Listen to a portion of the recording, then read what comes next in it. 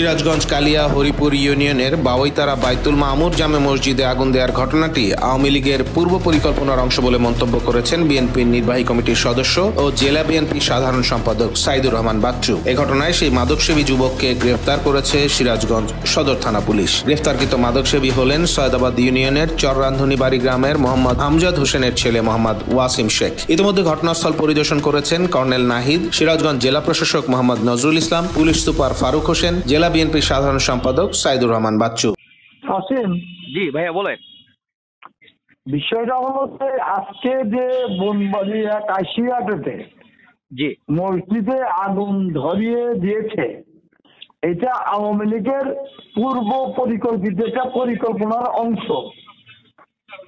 আজকে সেখানে সিরাজগঞ্জের ডিসি, এসপি এবং লেফটেন্যান্ট কর্নেল সবাই গিয়েছিলেন এবং তারা পরিদর্শন করেছেন এবং আমরা বিএনপি জামাতের নেতৃবৃন্দ সেখানে গিয়েছিলাম। বিষয়টা হলো যে আওয়ামী লীগের এটা পরিকল্পনার অংশ হিসেবে একটি পাগলকে দিয়ে তারা মসজিদে আগুন ধরিয়ে দিয়ে সিরাজগঞ্জে একটি অস্থিতিশীল পরিস্থিতির সৃষ্টি করতে চায়। যদিও যাকে গ্রেপ্তার করা হয়েছে ছেলেটার নাম অসীম, সবাই বলছে পাগল, কিন্তু আমার প্রশ্ন হচ্ছিল এই পাগল অন্য কোনো মসজিদে কিন্তু আগুন ধরিয়ে দেয় নাই। যে মসজিদে আগুন ধরিয়ে দিয়েছে সেটার পাশেই কিন্তু হিন্দু সম্প্রদায়ের বসবাস। আমরা সেখানে পরিদর্শন করে দেখেছি এই ঘটনার সঙ্গে হিন্দু সম্প্রদায়ের কোনো ব্যক্তির সম্পৃক্ততা নেই। তাদেরকে একটি অস্থিতিশীল পরিস্থিতির মধ্যে ফেলে দেওয়ার জন্য ষড়যন্ত্রের একটি অংশ।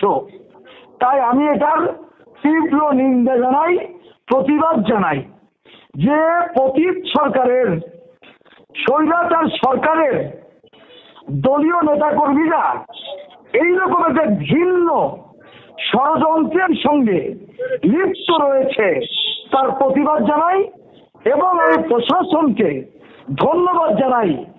অতি দ্রুত সময়ের মধ্যে যে ব্যক্তিটি এই ঘটনার সঙ্গে সম্পৃক্ত তাকে গ্রেফতার করেছে, আমি প্রশাসনের কাছে অনুরোধ করব এই ব্যক্তির কাছে জিজ্ঞাসাবাদ করে তাকে ঘটনা সম্পর্কে জানতে হবে, পরিকল্পনার পিছনে কারা আছে এটা জানতে হবে এবং জনগণের সামনে এই বিষয়টি উপস্থাপন করতে হবে। এটাই আমার মূল দাবি।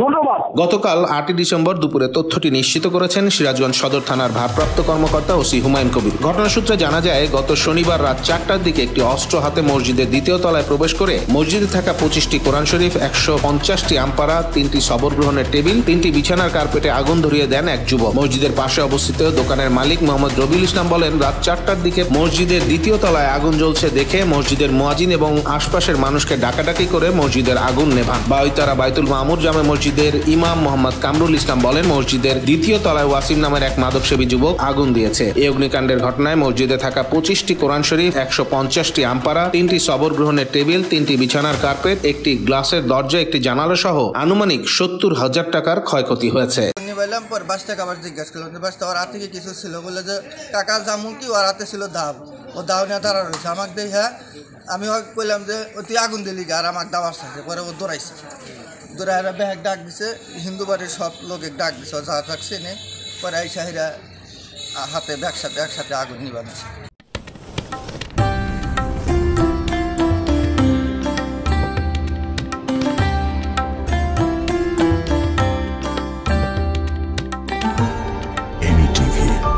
স্বাধীন বাংলার স্বাধীন কণ্ঠ।